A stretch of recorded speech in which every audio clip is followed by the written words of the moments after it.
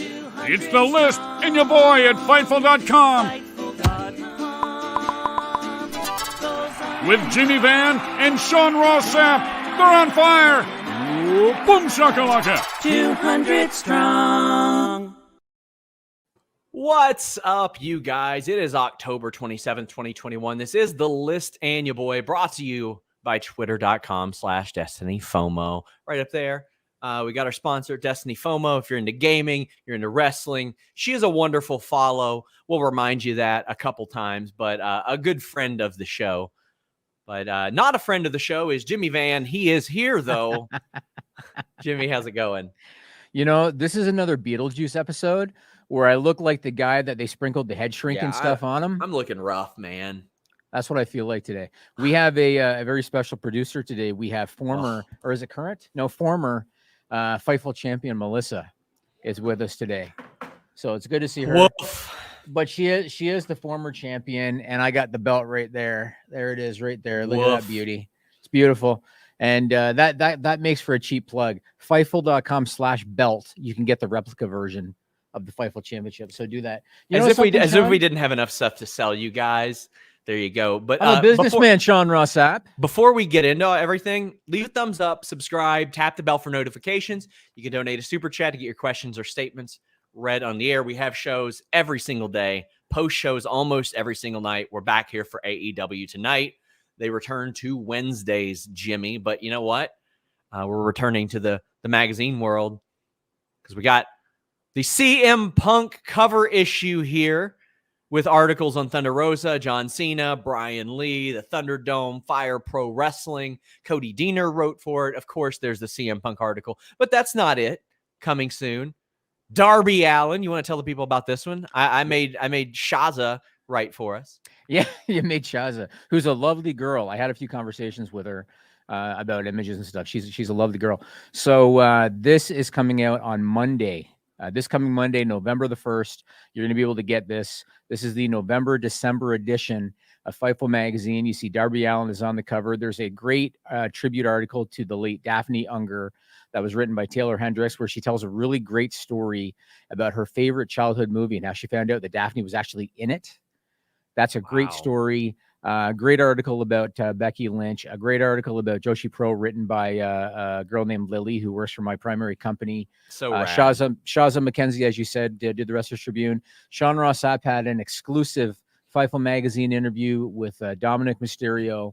So check that out, fightfulmag.com. You can get this Monday via digital, or you can order the print edition. And you know what? I'm gonna go a step further. We're working on the next one, which is going to be the January, February edition. And Sean knows this. I am working on a big one, on a big feature for the January, February edition. It's going to be a big one. Sean knows about it. And so wait for that one. But Monday, November 1st, you can get the next issue. So, and in case you want to know, like, is this a real magazine? Here is the current edition right here. Fully glossy and beautiful. So there's the current edition right there of Fightful magazine. It's very nice. Very well done. Guys, check it out. I know we've got an awful lot of revenue streams for you guys to donate to, but that's because I got to somehow afford to pay you your goddamn salary, Sean. My ass. I pay for myself at this point, Jimmy, and then some.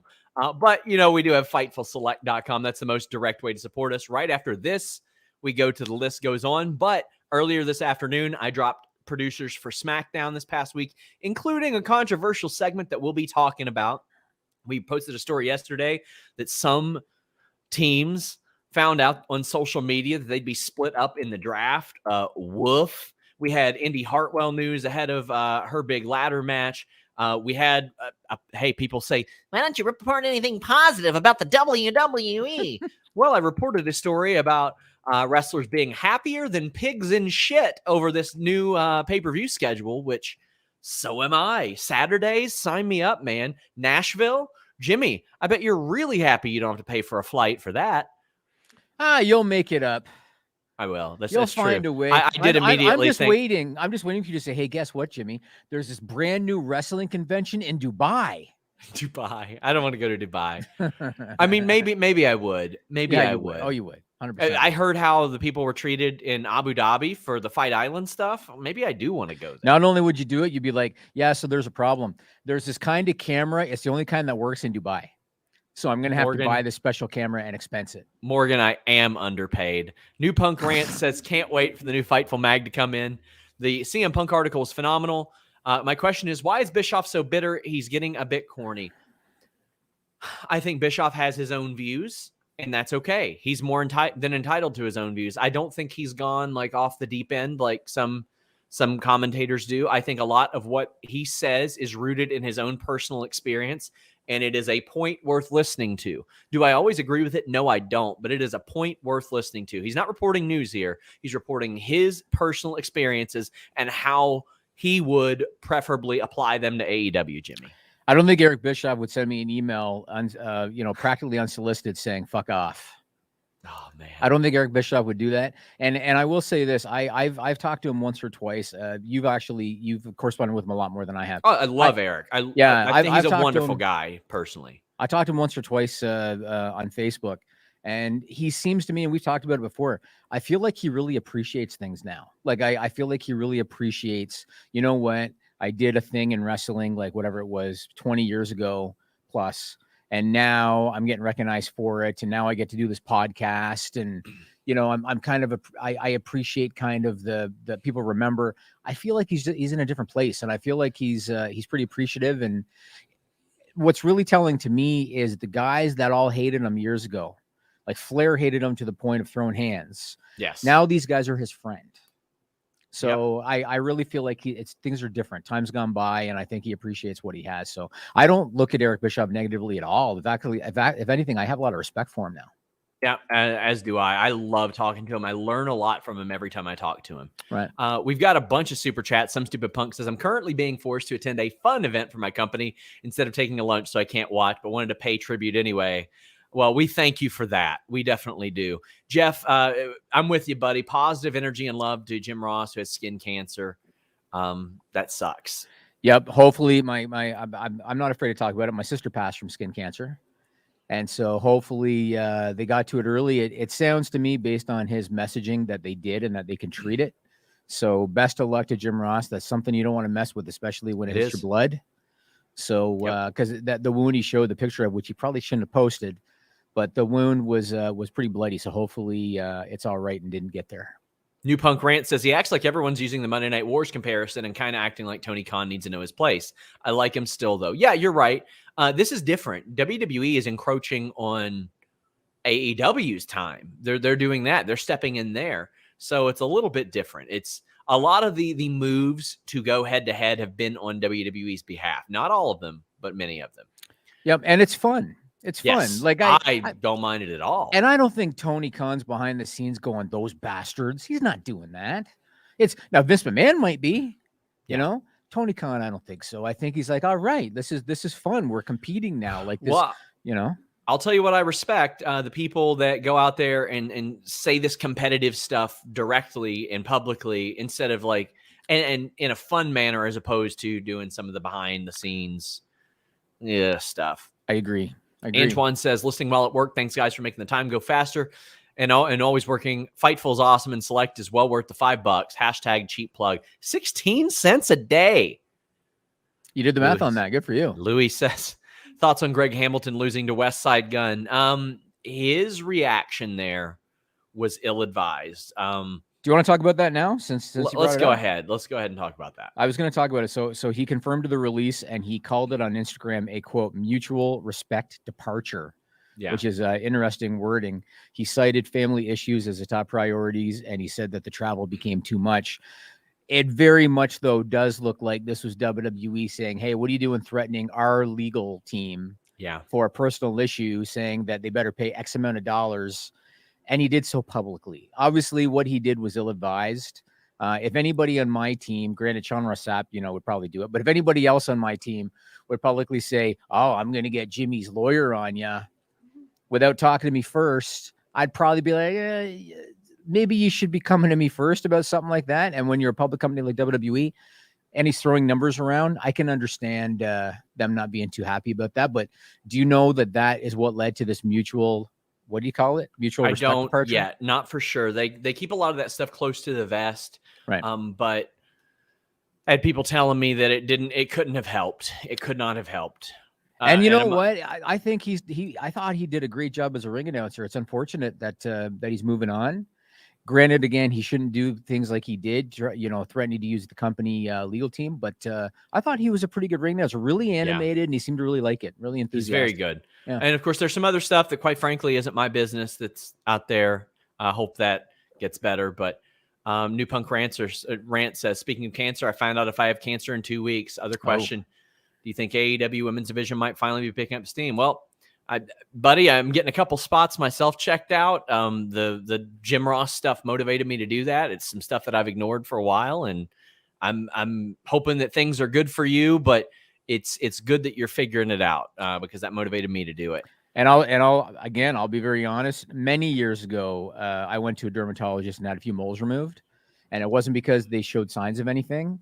I did it because I just felt like I should, because it's one of those things where you don't know until you notice a change. So, and one of my regrets is that my sister did not. So definitely, if you have any moles on your body, especially anything of any significance, visit a dermatologist. It can remove it quickly. Like, people sometimes think they're gonna, I got to go to the hospital. No, they literally, depending on the size of it, they inject it right in the dermatology office, pop it out, maybe a stitch or two, you're done. It's very easy. And do I think the AEW Women's Division might finally be picking up steam? A little bit. I think having another singles title might dilute things. I think a tag title would have been best. I've said this before. This belt seems like we don't want Jade to lose, and we don't want her to beat Britt Baker title belt. That's what it seems like. And maybe, I mean, they're going back and forth on social media now, and it seems inevitable that there's going to be a showdown between them. So eventually. Yeah, so you could be right. They're going to keep Jade on one, her on the other, but eventually maybe title for title or something. Who knows what they end up doing. We got Eloquent saying Greg Hamilton should probably ask Finn or MVP about West Side Gun. He ain't broke or looking for a come up. Yeah, I wouldn't mess with him. The Field of Legend says, where do you think EO should go after losing at Halloween Havoc? Probably not to ladders. Yes, I think probably towards Mandy Rose. I think that's a solid one. New Punk Rant says they think it's a nerve tumor, but it grew to 5 centimeters in 2 weeks. So we'll see. I think that tournament could do good stories. Me too. I'm hoping I get some interviews coming out of it too. I hit up AEW and said, hey, would love to do some promotional stuff.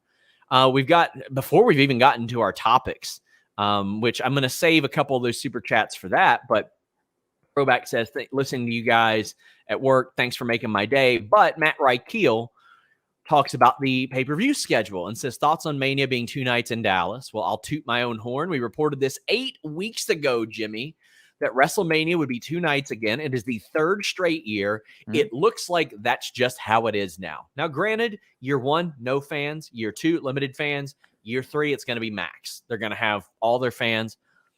If it sells well, they will do it again. If they can add to their gate, they are going to do it again. I think it's here to stay. Yes. I mean, we saw last year they did like 2-for-1 packages and stuff like that. They're going to do that again, combo packages, or you can choose one night, whatever. It's the way to go. How many of us as wrestling fans would watch an 8-hour show, including the pre-show and everything, an 8-hour show, and even though the big matches are still to come, you're looking at the clock going, yeah, you know what I mean? And it detracts from the main events. And I think it's the way to go. You can have 3 or 4 hours a night. It's perfect. And you can have 2 main events. 2 main events, yes. 2 main events, 2 sets of people that say, I main evented WrestleMania. Imagine if they would have had this. If they would have had this in 2014, maybe the CM Punk relationship goes an awful lot different. Because he said that was his big thing. He wanted to main event. Yeah, and I think what they might also want to do is have women one night and men the other night. Mm-hmm. There's a lot of ways. That's what I would do. I'd do horsewomen one night, Roman and whoever another night. Right. Yeah. Nikolai says, could you see the TBS title being more of a byproduct of Dynamite being on TBS and Rampage being on TNT? No, I think we're still going to see both of those titles on both of those networks. There's enough crossover there. But James Edward Smith says, I'll never forgive her for that Kairi Sane match, honestly. I assume he means Charlotte. I can't recall, but that's the big talking point of the week, Jimmy. And Charlotte is doing media this week, so this is going to be interesting. What you doing media for? Our job. Oh, just really? Okay, Yeah. not promoting anything unusual. Just WWE. I mean, she's a champ there. She's doing media. Okay. All right. Well, you know what? Loss is being reported, and I saw on your post Raw show on Monday, you said yeah, Jimmy's been saying to me, can you clean this up? Good luck. And it's the reason I said it is because so many sites are reporting stuff, and what happens is, I'm being honest, they make shit up. Yes. Or they take something they might have heard from another site and then they embellish on it with their own opinion. And it leads, and the problem is a lot of people believe what they read. And so suddenly they think, hope. What's it? Well, I hope they believe. Depending on the site, though. The reality of the situation, and this is something that I speak about a lot, media literacy is very important. So when somebody said, Jimmy, I got people that will attack me for stuff that Ryan Satin and David Bixenspan reported or said. And I'm like, bud, you got the wrong guy. They weren't wrong, but I mean, like, they reported the right thing, but you got the wrong guy. Media literacy is about knowing what good sources are, differentiating them, finding the original source. This should be taught in high school, not going to second, third, fourth hand. Yeah, people don't do any of that. Aggregation is necessary. It is. And I don't expect everybody to pay $5. I will never guilt somebody for not subscribing to Fightful Select. I will. Well, I won't, because I've been there. I've been there where I checked my bank account before I ordered a pizza and couldn't afford that. Now, granted, do I think there's anything more important in your life than wrestling news? No, I don't. You should subscribe. Sean Ross Sapp's wrestling news. Yes, my wrestling news. But determining where it comes from is very important. And the reality of the situation is, I heard about it. I don't think it's a secret. I heard about it while I was on the SmackDown review show. I couldn't get a lot of confirmations on it because, quite frankly, I reached out to over a dozen people. 10 of them had hit the bricks by the time that segment happened. People were tired. Some of them had been to Saudi Arabia. Some of them just wanted to go home. It's Friday night. They got planes to catch. They got to get the hell out of the arena. People just don't hang around. You think they're hanging around for the dark match? They're not. That's just, and WWE doesn't expect them to. So the reality of it is, across officials, referees, wrestlers, staff, cameramen, producers, writers, they were gone. Most of them were gone. Well, so everybody heard what was reported. I don't think I need to reiterate or recap everything, but so she's escorted out of the building because Becky's having the dark match and they want to prevent a second, incident. But other stuff has come out that I wanted to ask you about. So Sonya Deville, I don't know who reported it. Somebody reported that she was supposedly upset to the point of a near physical altercation over everything because Sonya was in the segment with Becky and Charlotte. And then whatever happened backstage afterwards. Have you heard anything about Sonya Deville?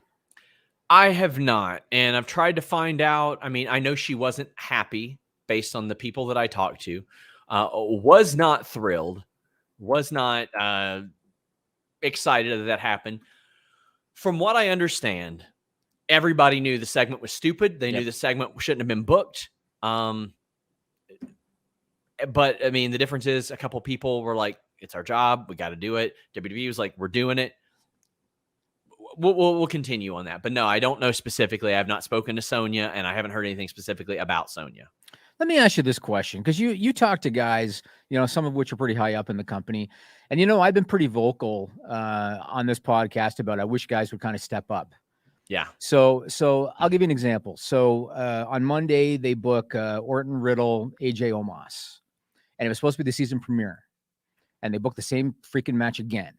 Yeah. And I saw that and I thought to myself, if I'm Randy Orton, unless Randy Orton's at the point, dude, where he's just, just kind of happy to be around, whatever. Otherwise, if I'm Randy Orton, I'll go to Vince and I say, I'm not doing it. But the reality of the situation is tons of people do that. And you know what happens? They get the reputation for being hard to deal with or difficult. That's what happens. Reputation in the whole locker room or just with management? Management. With management. And then sometimes those stories get out and it's this person is difficult to work with. I'm not saying that's a situation here. Yeah. But if I heard that Charlotte took issue with the booking this week, she should have taken issue with the booking this week. Yep. It was stupid. Yep. It was stupid. And somebody needs to be telling Vince McMahon, Bruce Pritchard, and creative that this shit is stupid. Yep. That's what happened with another big star who was there as well. That's happened to a lot of people, and then they get that reputation. I can't say that is specifically what happened here. But yeah. I mean, I couldn't believe that not only did they in advance promote a title swap, like before SmackDown, but all night they promoted it as the main event. I could not believe that they promoted it as the main event. Okay, so next point, you already kind of touched upon it. There are reports that Charlotte has developed the reputation of being difficult to work with and unhappy with creative. You just kind of addressed it. Is there truth to that she's developing that reputation? Some people that I've spoken to have said that. And Andrew says, are WWE aware enough to use this as fuel for Survivor Series? I'm sure they are. I mean, Becky referenced it multiple times in her promo on Monday. And they should. Yeah, they should. These two are professionals. They can and will work together. They have had some of the greatest matches in WWE history against one another. That Evolution Last Woman Standing was amazing. I don't know the right, wrong of this, all that, but the segment was stupid. What I wouldn't have done was go out of my way to make it look dumber. Yeah, I agree. Is there any truth to the notion that Charlotte has alienated herself from the locker room even prior to this incident, and that the locker room was kind of supportive of Becky and the whole thing? Well, they were supportive of Becky based on who I spoke with, but I don't know if Charlotte's alienated herself from the locker room. Okay. I've not necessarily heard that. In fact, I've heard from people that are like, oh, there's some of these issues, but we still like her as a person, meaning multiple people told me that, not speaking for the entire locker room. Yeah. So a lot of it comes down to professional versus personal stuff that I've talked based on those I've talked to. And I want to make that clear before anybody aggregates this. I'm not speaking for the entire locker room because the entire locker room can't be spoken for. It's individuals. Now, I saw something else reported on some websites, and I hate this shit. And I get annoyed by this stuff. I saw reports, and I think the way they worded it was people close to Charlotte are pushing for her to go to AEW. Did you see about that? Yeah, no. I'm sure Andrade would love for his wife to be in AEW. And this is where people make shit up, because all they did was look at, well, she's engaged to Andrade and Andrade's in AEW. So I thought they were married. I don't know. So, well, whatever. So I'm going to report that, that people close to Charlotte, shit like that drives me crazy. What people need to remember is that there's this such thing called a contract. Yeah. And unless Charlotte Flair requests her release and is granted it, she can't just show up on Dynamite on Wednesday. You know what I'm saying? And people, they just forget this kind of shit. So that's not going to happen. But something that I do want to bring up and talk to you about. So Charlotte is 35. She's going to be 36 in April. She's been very public in interviews about wanting to have a family with Andrade. She's made reference to little Manny's. And she also, even though, maybe her and Becky have issues professionally, in interviews, she has put over Becky for, she's got a career, and she also now is a mother, and she's found a way to do both kind of thing. So she's been pretty public about that. Where do you think they go, or what do you think is going to happen from here with Charlotte? And obviously, what she does is her business, but in terms of WWE, she's done it all. The only thing she has not done is become 17-time champion. Okay, so let's address these. Antoine says, do you see Charlotte leaving? If so, where does she go? Well, it would be AEW or nowhere. That's it. KE775 says, do you think Charlotte's trying to force her way out of WWE? And Srijan says, even if Charlotte joins AEW in the future, don't you think she'll have ego problems with Britt, considering she's the top female there? Well, the ego problem of the push should not be an issue. Should not be an issue. You got to have other top stars to work with. If you're Ali, you want your Frazier. That's what you want. You want that. If you're The Rock, you want your Steve Austin. They didn't always like each other. That's because they're competitive. Do I think she's leaving? No. She said that she likes working in WWE. Like, she has been asked about it on the record and has spoken about it now. However, Daniel Bryan was very happy and he went to AEW. Adam Cole was very happy he went to AEW. It's not just for people that are booked miserably or badly, but also, what does it say when someone who is often has the finger pointed at her, Charlotte, oh, you're given all these title reigns. Oh, everybody's buried because of you. Oh, everybody's this and that. And she's even like, man, this booking sucks. When she gets a lot of the title reigns and the accolades, and even she's like, man, you all could do so much better. It speaks volumes. Is it true that she preferred to put Bianca Belair over on Raw last week as opposed to doing a non-finish? Okay. I had one person close to the situation that claimed that Charlotte didn't even sell for Bianca. I'd have to go back and watch the match. I mean, she got kicked in the face. Yep. You know, but I sure thought the match was fine prior to the finish. I thought it was fine. And something else I wanted to ask you about, in case you've heard, when Charlotte had the altercation with Nia Jax, and not knowing anything about, you know, the backstage scenario, I looked at that as Charlotte being the good guy, because Nia's got the reputation of not being safe in the ring and all of that. These things we're hearing. That wasn't necessarily the perception that I got from talent. It's also how I looked at it when it happened, though. Yes. Okay, because I was going to say, giving all these things that are surfacing about Charlotte, which may or may not be entirely true, I wondered if maybe Nia acted the way she did because of that. Yeah. So, okay, interesting. I mean, you know what? I'm a big fan of Charlotte. I think she gets criticism that's not deserved. Yeah. You know, do they push her strong? Yeah. Is she good? Yeah. Like, I still think she might be the best all-around women's performer of all time. Like in terms of look, presentation, in-ring work, promo skills, all of it. She might be the best of all time. Trish Stratus is up there. She's great. But she might be the best of all time. And I think the criticism is deserved, and hopefully things work out. You know, you can see that she has changed over the last year. Like she's done a lot more work on her aesthetic. You know, she's gotten herself, she was already in shape, but she's gotten into even better shape. And I don't know, man. I guess we'll see. Maybe she's ready to do the next thing, but she's a big star. And if you think Vince McMahon is just going to quietly let her go to the competition, that's not happening. So guys, donate a super chat to get your question or statement read on the air. Chris Rain says, I wish we could get booking for the women on Jericho Cruise on the show. We got a continuing story and great matches. Yeah, I'd like to see some more long-term story from every company up and down the roster. DJ Cass says, and also you'll have to let me know how that, like, what was that story, how the matches go. Please hit me up and let me know. DJ Cass says, the whole thing is laughable to me considering this is the most professional locker room in the last decade. I don't know what you mean by that. I mean, it's definitely more professional than it's been in decades. I think he's talking about, you know, they're not so much into like all of the booze and drugs and stuff, and they're more like into video games and the internet, whatever.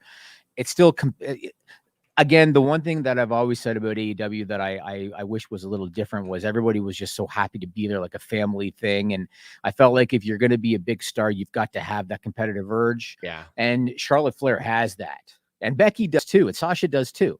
These girls want to be number one, and they have that competitive nature to them. And you need to have that.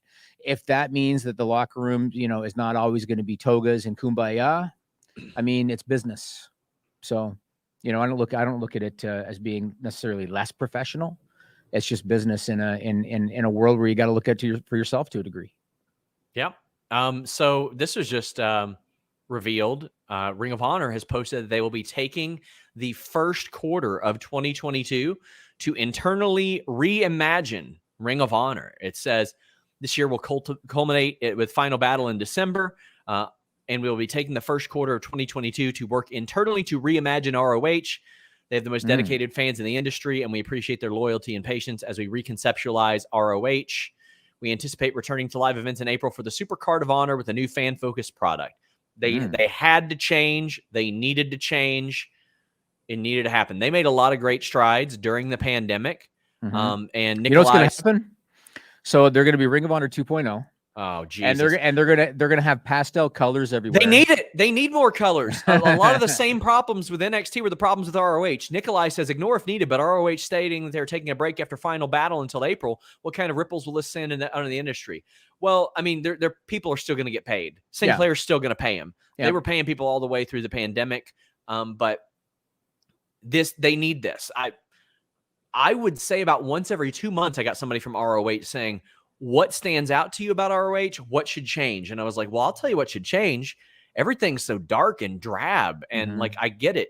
That's how you came up and that's what made you popular, but you have to adapt with the times. Show me that fans are there. Let me see that humans came and paid to watch your show.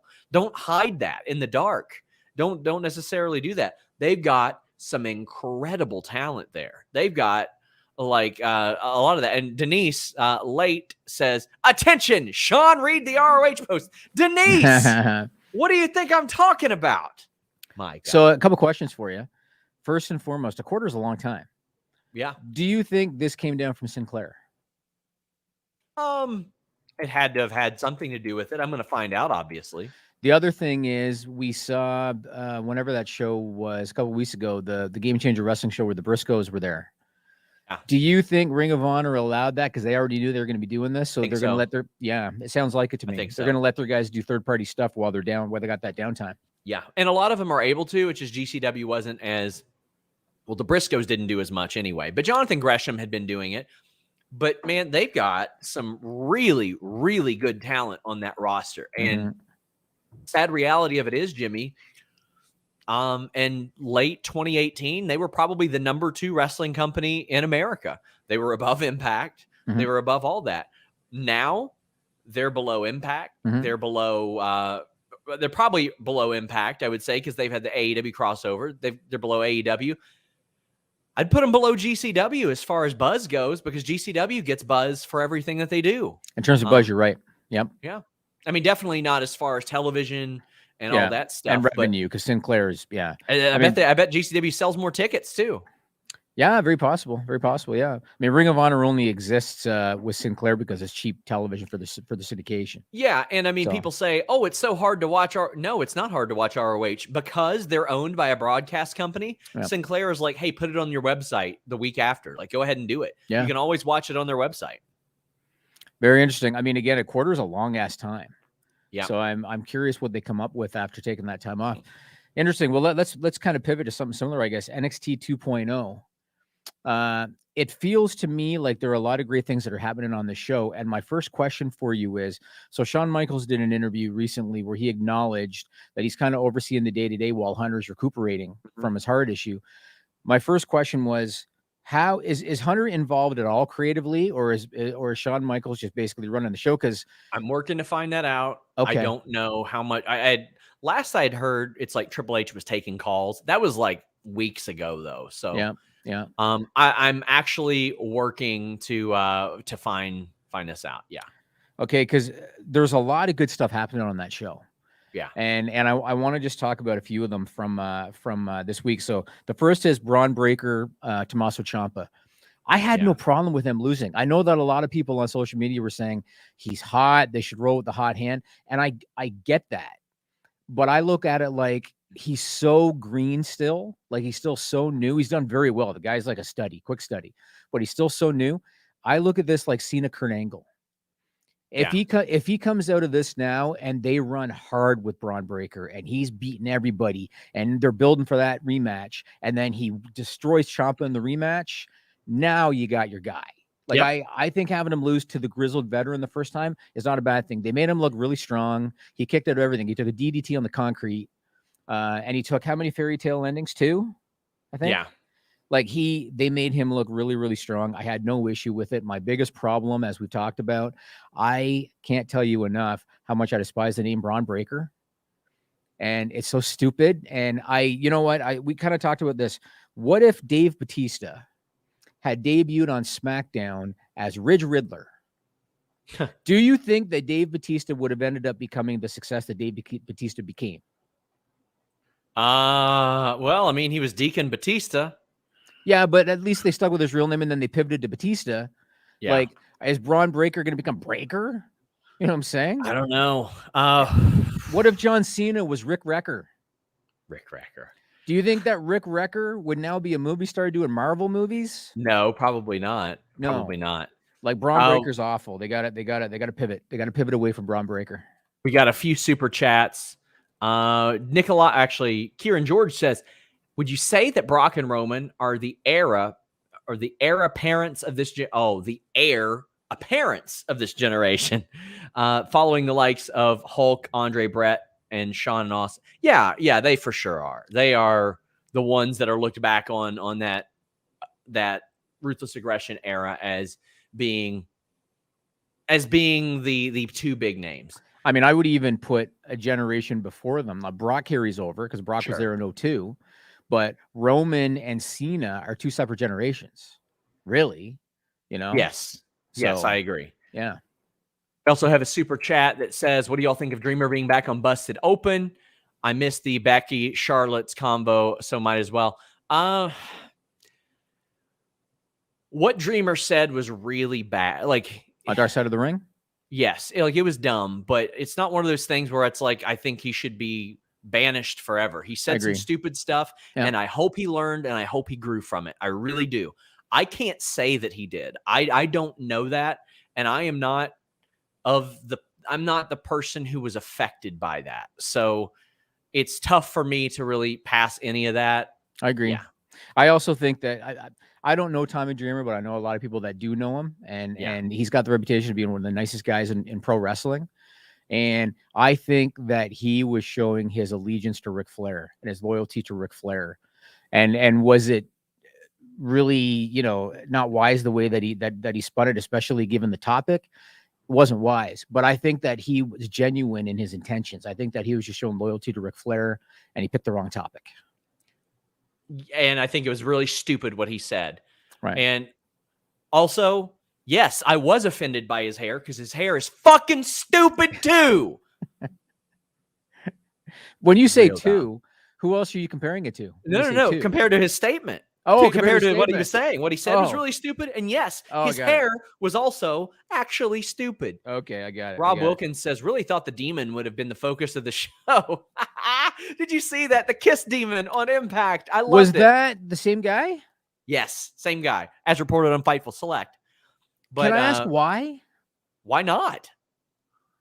Okay, and he's had a good relationship with a lot of people there. He was in WCW. He came into TNA for a couple cups of coffee and did some stuff. But why not? Why not? You don't think that they risk like a Gene Simmons lawsuit? No, I don't, because he did a toy deal a while back and it went off without a hitch, I think. You mean as long as it's not the Kiss demon? Deal. Yes, it's not a Kiss demon, it's the demon. So with Gene Simmons makeup and look. That's always possible. Rob says, ROH break, give me Jonathan Gresham versus Bryan Danielson, please. That's what they should do. ROH should be like, hey, AEW, please book some of our guys. Book Danhausen. Book EC3. Book Jonathan Gresham, please. Shane Taylor, if he got exposed to AEW's audience, they would love Shane Taylor. Holy crap. Give me Shane Taylor and Eddie Kingston. Daniel says, why is Inner Circle still together? Sammy is so good and LAX is awesome, and I want to see them on their own. I do too. I think they should have split after Double or Nothing. There was no reason to keep them together. So the only thing I can comment on is Jericho did an interview, might have been with Chris Van Vliet, I think. And he was asked about the Inner Circle, and Jericho said, this is relatively recent interview. You can look it up on YouTube. Jericho said when they got together, his intention was that they would not split. And he said that when you're in WWE, Vince McMahon, after like a month, he wants to split you and he wants to do matches. He said their intention was to be different and not to split. I think that's why they haven't. I think that Jericho consciously doesn't want it to happen. Yeah. We've got Dan Twinblade saying, give Danhausen all the belts, problem solved. Well, you get more problems because he's just going to sell them to a pawn shop after that. And we've got Stellar Justin Lopez saying, Charlotte did state on Renee's podcast that she and Becky aren't as tight as they once were. They used to be inseparable at one point. All kinds of people go through that. Like, I mean, that's just different stage of life, man. I mean, Becky and Charlotte now they're both in committed relationships. Becky's got a kid. It's just a different. Things are different. We got people asking about Roxy, ROH Women's Champion, and her contract sitch. How about this? FightfulSelect.com. How about today or tomorrow? I'll tell you guys. There we go. FightfulSelect.com. I want to say a few more things about NXT 2.0. So the first was Toxic Attraction. Yeah. I love that we have a women. Can you recall in WWE, because the NXT I consider WWE, can you recall the last time there was a women's faction where they had all the belts? No. I've been begging. I've been begging for them to do that in AEW. I know they look at Sheeta as a babyface. She throws that mob boss suit on, and she leads a Joshi stable. Ooh, give me that. Give me that. Some ruthless Joshi wrestlers just, oh my God, they'd be so good at it too. And then you have Maki Ito popping in and being like the loose cannon of the group. Oh, give me that. Give me that. Well, I think Toxic Attraction is very interesting. Like we talked about, I hope Io Shirai's all right. That ladder spot was really, really the sound she made when she hit that sound. Oh, gosh. It was just like she hit hard. Incredible. That was one of the most breathtaking spots I've ever seen in my entire life. I hope she's okay. I also want to hold on. Kieran George says, here's another $5 for the Shane Taylor shout out. I would love to see the Briscoes on AEW TV. For years, if you watch Shane Taylor's trajectory before where he is now, a part of his character was, I don't get enough press. ROH doesn't push for me to get enough press, anything like that. So when ROH was in Toronto, Jimmy, and I was there, I went to Maple Leaf Gardens and I was like, listen, I can't be there for the show, but please let me interview people. And they were like, we'll give you one. You can have anybody you want. And I wanted Shane Taylor. I wanted Shane Taylor really bad, even though it was a short one. I wanted to establish a relationship. I wanted him to see that the media did give a shit about him and the media did recognize him.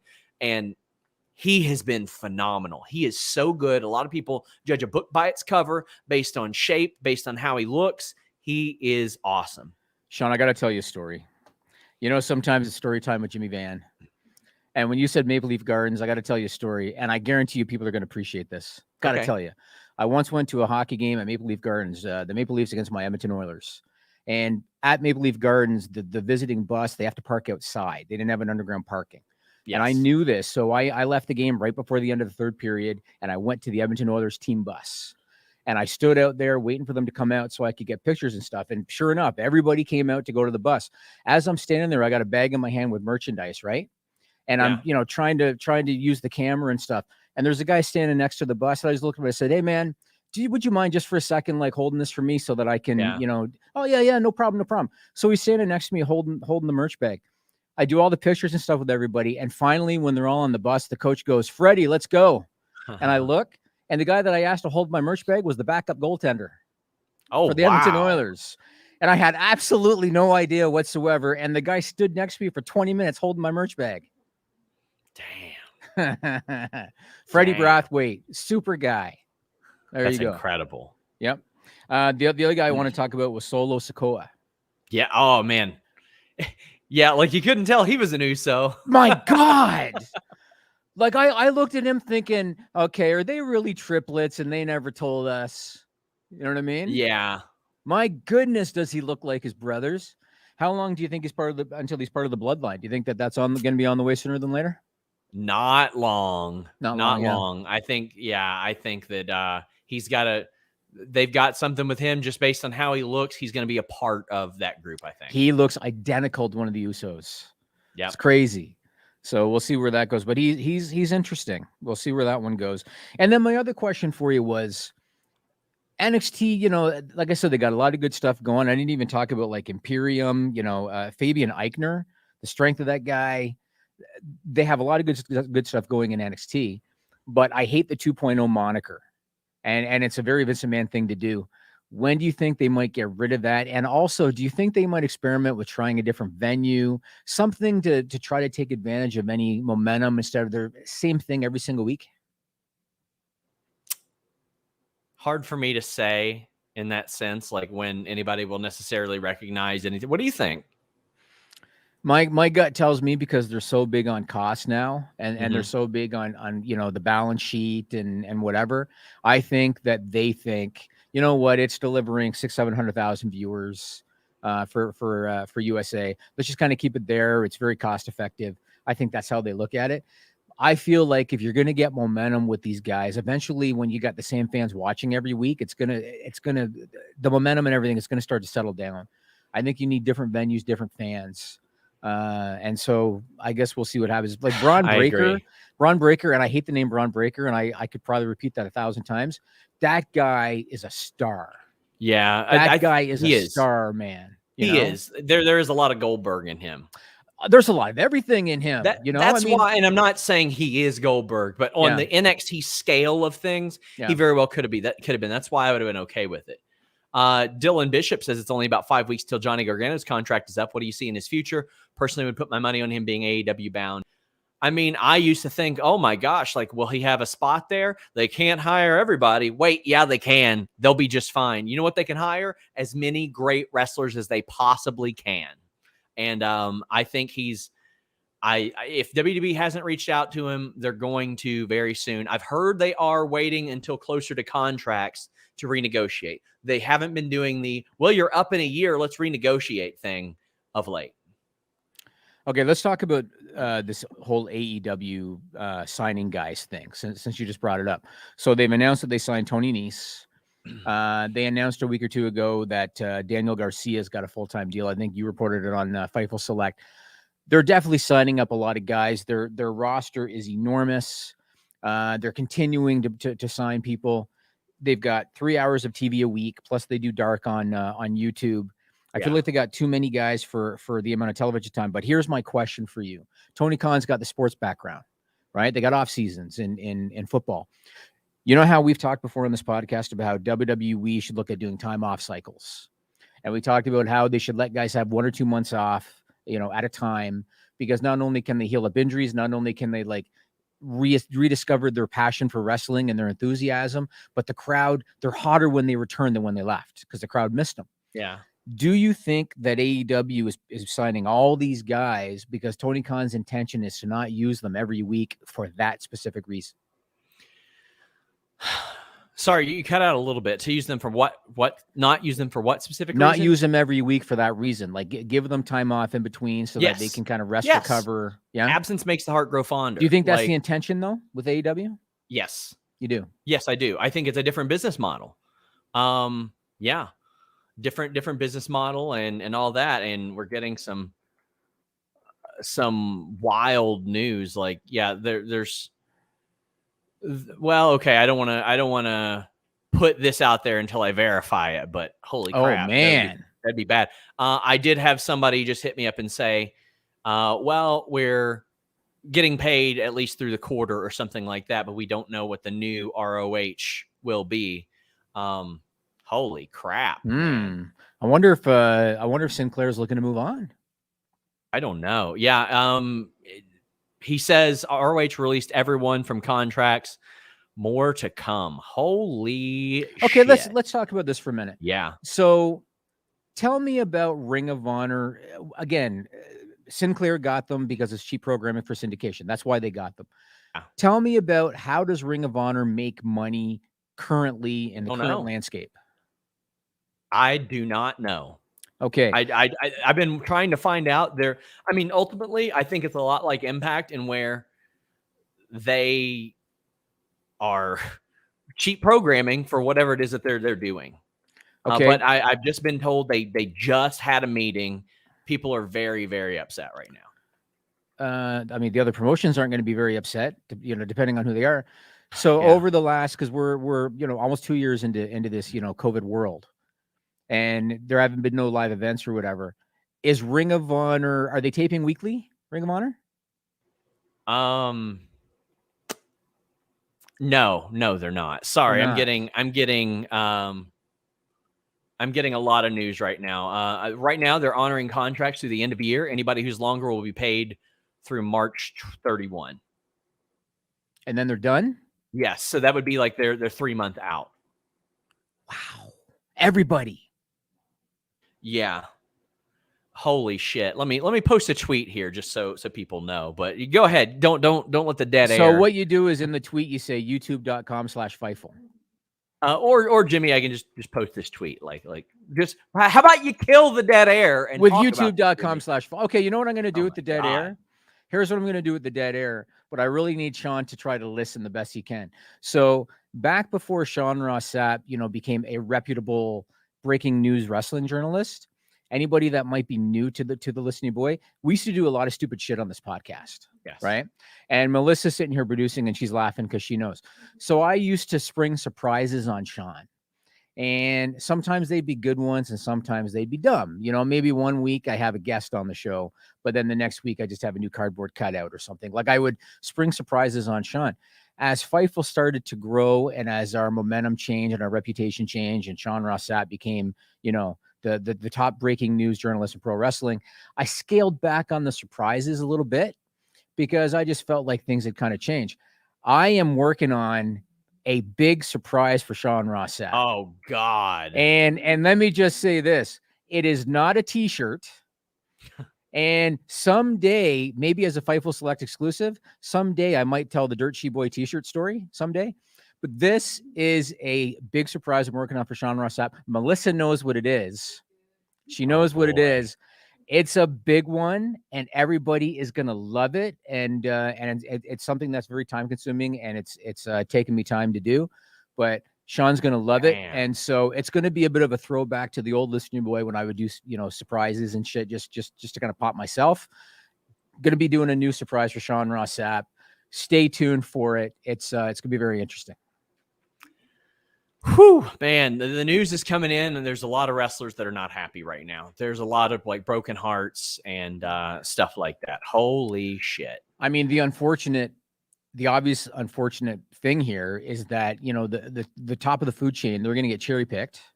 Yeah. The lower card guys, with all due respect to them, it's going to be difficult for those guys. And it's unfortunate. It's unfortunate. And again, it had to come down from Sinclair. Obviously, it came down from Sinclair. Yeah, had to have. I'm going to try to work and find out more. It's going to be a crazy busy day, but holy shit, man. Okay. Well, you know what? Best of luck to everybody on that roster. And no matter if you're at the top of the card or the opening match, because I have so much respect for pro wrestlers, what they put their bodies through and the sacrifices they make. And best of luck to everybody. And I hope that everybody there is able to it's heartbreaking, man. You hate to see that. That sucks so bad. And this is not WCW. These guys are not sitting on guaranteed 9-month contracts after, you know what I'm saying? It's an unfortunate piece of news. Well, I mean, my God, there's a bunch of people that are about to flood the market. Yes. And Danhausen's going to be. Well, he was up at the end of the year anyway. He was going to be up at the end of the year. That guy's all over social media. Yes, he is. But EC3 is about to be out there. Who knows, what that'll do. If I'm the Impacts of the world, if I'm the gosh, I don't know. I mean, I just don't know what the landscape's going to look like now. Like, this changes the landscape. The reality of the situation is, ROH was not a giant landscape changing promotion right now. Yeah. They were struggling to get attention. Yep. However, there are guys like Danhausen and EC3 and Flip Gordon and the Briscoes and Jay Lethal and SOS and Taylor and like really, really good talent. That's before we even get into the women. And I've got 2 interviews in the can right now with ROH talent that have no fucking clue about this. When we interviewed them, they were talking about how wonderful this was, how wonderful ROH was. Yeah, it's too bad. I mean, obviously, Danhausen's tailor-made for AEW. I mean, I saw on the cruise, him and Jericho and Orange Cassidy were in the ring and stuff. Like, some of these guys, it's not going to be a challenge. Some of them it will be. So, well, like I said, best of luck to everybody. I don't even really want to move on to another topic now, Sean. Man, well, let me check and see if we got super chats. Dante says, after Roxy tore the house down, how will wrestlers trust ROH again? After that, it sounds like they're not going to have to. It'll be a tough sell. Yeah. Dr. Six Fingers says, semi tongue-in-cheek comparison, but last night's Dark kind of felt like it was gearing up to compete with this new NXT. I like its new direction. I haven't watched it yet. I'm going to. Do they have pastel colors all over the place now? I don't know, but I'm excited to. I'm excited to check it out. The one thing I like about Dark in AEW, and again, we've talked about this, it doesn't matter if you are Kenny Omega. It doesn't matter if you're Bryan Danielson. They'll book you on Dark. Yeah. And when you've got the guys at the building anyway, what harm in having Drew McIntyre on main event? Yeah. I mean, they're there anyway. And I love that they did that. And again, like a throwback to my wrestling fandom of the 80s, rare occasions Hulk Hogan would wrestle on Superstars of Wrestling. And it was an event when he did, because he never did. Yeah. And they're at the building. Like, why not do it? And that's one thing AEW does. And I like that. And I guarantee you the wrestlers like it too, because they get to work different people. Yeah. Yeah. It's, I'm just shocked by this. Like, you guys are seeing me discover something that it's going to take up most of the week. It's almost now. like you found out what my surprise is. Did you buy Ring of Honor, Jimmy? Why? So I try to invest in things that are going to make money, Sean. Yeah, like Air Lucha. Like Evolucha. I wanted the T-shirt and the mask, and I got them. I should have brought them up here because I got them someplace.